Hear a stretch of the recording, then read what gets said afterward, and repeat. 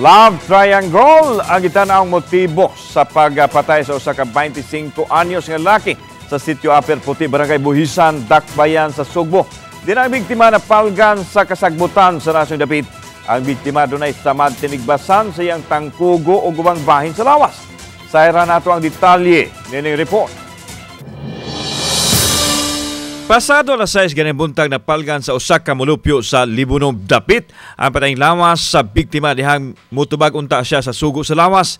Midaho gilayon siya sa mga otoridad nga miresponde sa buntod gilapit sa Barangay Buhisan. Base sa paghiling sa masakop sa scene of the crime operatives Consoko sa lawas sa biktima, adunay samad tinigbasan ang tangkugo nini.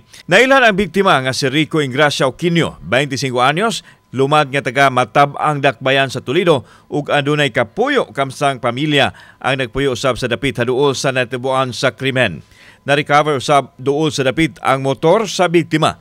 Ato sa ambos interview sa police investigator, gipadayag nini nga posibleng love triangle o crime of passion ang motibo sa krimen.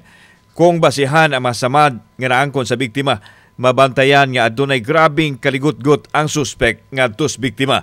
Kini base usab sa gitug-an sa live-in partner sa biktima nga posibleng ang iyang kanhi ka relasyon nga amahan usab sa iyang anak ang mihimo sa krimen. Sa pagkaroon lang sir, initial sir, hacking ra to na kan sir. Tinigbasan sir, hacking ra gyud atong different parts sa liog sa lawas sir. So parmaron na sir. Multiple ones? Kung kada sir ba, wala pa tay mga ingong gunshot mo, dili pa kumpirmado. Pero kung sa manid dunay grabe kalagot.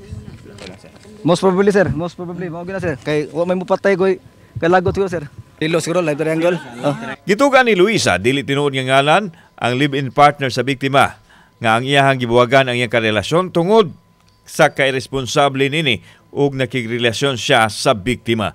Dili matod pa madawa sa suspect ug mibahad nga adunay daotang himuon ug gitinuod kini. Kung ikaw manggali naghimo na pakita na lang kay mao ra gyapon gukdo na gyapon kag balaod. Okay, so kani mong live-in pila man mo ka buwan o tuig nagpuyoan kuan ani wa pay tuig, no? Kani? Oh. Kuan tuig mi kapin anak niya. Katoy mong ex. 7 years kapin. Oh, 7 years na pod mo yung anak ato. Oh, 3 years old. Dong, maliwag in town.